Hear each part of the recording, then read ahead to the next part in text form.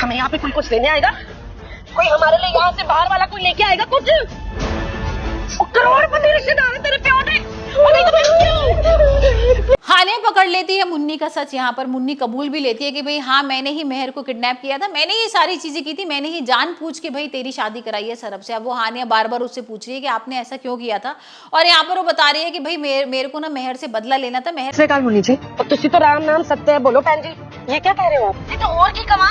वो आपको पता भी है कि इस ब्याह में कितना खर्चा हो गया मेरा, और सिर्फ क्यों मेहर रोज जानी आए गए मेरे घर में आके कलेश कर देती है। कितने किस तरीके से मेरी बेइज्जती की थी, और मैं तो चाहती नहीं थी वो लड़की सरब से शादी करे और मेरी घर की बहू बने। यहाँ पर वो ये भी बता रही है कि सरब मेरा सौतेला बेटा है, मेरा अपना बेटा तो है नहीं, तो मैं कुछ भी कर सकती हूँ उसके साथ। ना उसने मेरा नुकसान कर दिया। नहीं वैसे बहन जी आप लोग भी अजीब नहीं है?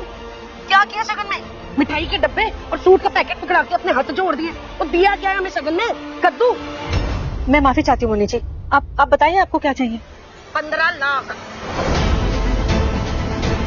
और ये हानिया सुन के ना उसको बड़ा गुस्सा आ रहा है, और हानिया कह रही है कि अब मैं सारा सच ना सबको बताने वाली हूँ, आपको एक्सपोज करने वाली हूँ। लेकिन उससे पहले ही ना मुन्नी भाई अपनी बड़ी चाल खेल देगी। मतलब मुन्नी पहले से प्रिपेयर होकर आई थी ये सब बोलने के लिए कि भाई अब यहाँ पर किसी ना किसी को तो किडनैप कराएगी, और यहाँ पर ना मेहर की धमकी दे रही है, सरब की धमकी दे रही है कि अगर तूने ऐसा कुछ भी किया ना तो मैं सबको मार दूंगी, यहाँ पर जान से मरवा दूंगी शक्ति से बोलकर। और ये सारी चीजें सुनकर ना हानिया थोड़ी सी डर गई है। तो देखते हैं अभी हानिया किस तरीके से सच बताएगी। हानिया के सामने चौंकने की जरूरत नहीं है बहन जी, ये रकम भी ना बड़े तोल मोल के बोल रही हूँ मैं आपसे। हाँ मुझे भी तो बिरादरी और रिश्तेदारी में देना दवाना करना है। आपका जवाई सरब वो भी बोल रहा था कि मुझे तो कुछ मिला ही नहीं है। ये जो भी मैं बात कर रही हूँ ना ये हमारे बस में ही रहनी चाहिए। ये बड़ों की बातें, इसमें ना बच्चों को घुसेड़ने की जरूरत नहीं है। मैं हानिया और मेहर की बात करूं। शक्ति का सच आ गया था यहाँ पर हानिया के सामने, और शक्ति को उसने बहुत मारा भी था। यहाँ पर उसको रोकने की भी कोशिश की थी, लेकिन शक्ति भाग जाता है। शक्ति ने सुखी को भी मारने की कोशिश की थी, धमकी भी दी थी हानिया को कि भाई तू मेरा कोई खुलासा मत करना, मेरा सच मत बताना। तो हानिया यहाँ पर इसी वजह से चुप थी,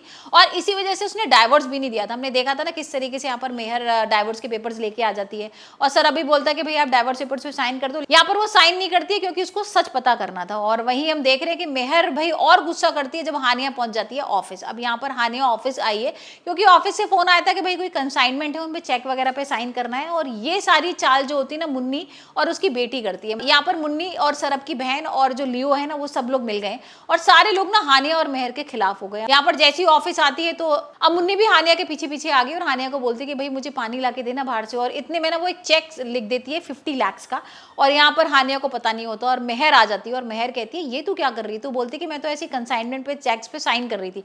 और जैसी चेक उठाती है तो देखती है तो 50 लाख का चेक है। और हानिया को भी समझ में नहीं आता ये अचानक से कहां से आ गए, उसने तो लिखा नहीं है ये।